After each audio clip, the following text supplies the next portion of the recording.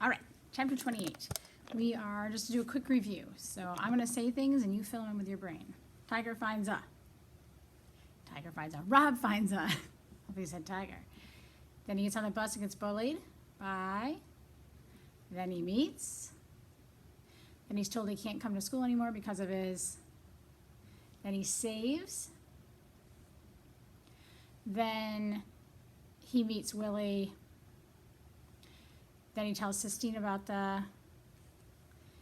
Then she admires his. She calls him a. They go out to see the. Sistine says they have to release the. Beauchamp gives Rob. Rob tells Sistine about the. Sistine tells Willie Mae about the. Willie Mae goes out with Rob and Sistine to see the. And that's about where we're left off. Oh, wait. And then Rob and Sistine release the. All right. Tiger was an answer for a lot of those. All right, let's go. Chapter 28. Oh, said Sistine in that voice that Rob loved. See, she said, that was the right thing. That was the right thing to do. Rob nodded. But in his mind, he saw a flash of green. He remembered what happened to Cricket. What? Said Sistine, turning to him. What you thinking about? Rob shook his head. Nothing, he told her. Robert! The sound of his name came floating to them from the direction of the motel. That's my dad, he said, confused. That's my dad calling me. And then they heard Willie Mae. Do Jesus, she screamed, her voice high and wild. And then there was a crack of a gun. They both stood still, stunned and silent. And when Willie Mae came running out from under the pine trees and saw them, she stopped. Thank you, Jesus, she said, looking up at the sky. 2 whole children. Thank you. Come here, she said. She opened her arms. Come to me. Rob started walking toward her. He wanted to tell her that she was wrong. He wanted to tell her that he did not feel whole. But he did not have the energy or the heart to say anything. All he could manage was putting one foot in front of the other. All he could do was keep walking towards Willie Mae. Willie Mae led them back, and when Rob saw the tiger on the ground and his father standing over it, holding the rifle, he felt something rise up in him, an anger as big and powerful as the tiger. Bigger. You killed him, he said to his father. Had to, his father said. That was my tiger, Rob screamed. You killed him, you killed my tiger. He ran at his father and attacked him. He beat him with his fists, he kicked him, but his father stood like a wall. He held the gun up over his head and kept his eyes open and took each hit without blinking. And Rob saw that hitting wasn't going to be enough, so he did something he thought he would never do. He opened his suitcase, and the words sprang out of it, coiled and explosive. I wish it had been you, he screamed. I wish it had been you that died. I hate you. You ain't the one I need. I need her. I need her. The world and everything in it seemed to stop moving.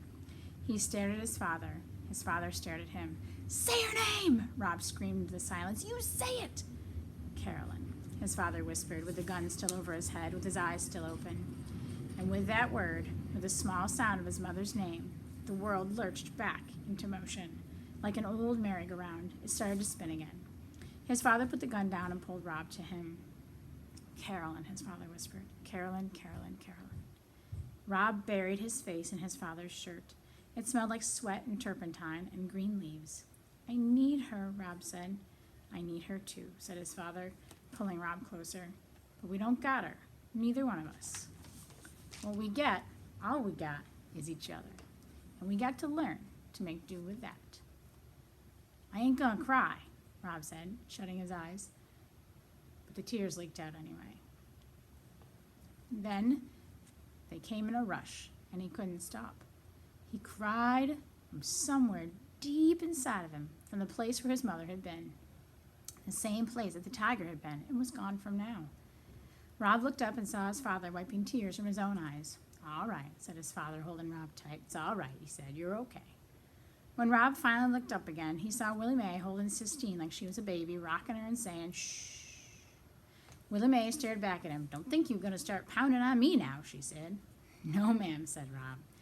He wiped the back of his hand across his nose and slid out of his father's arms.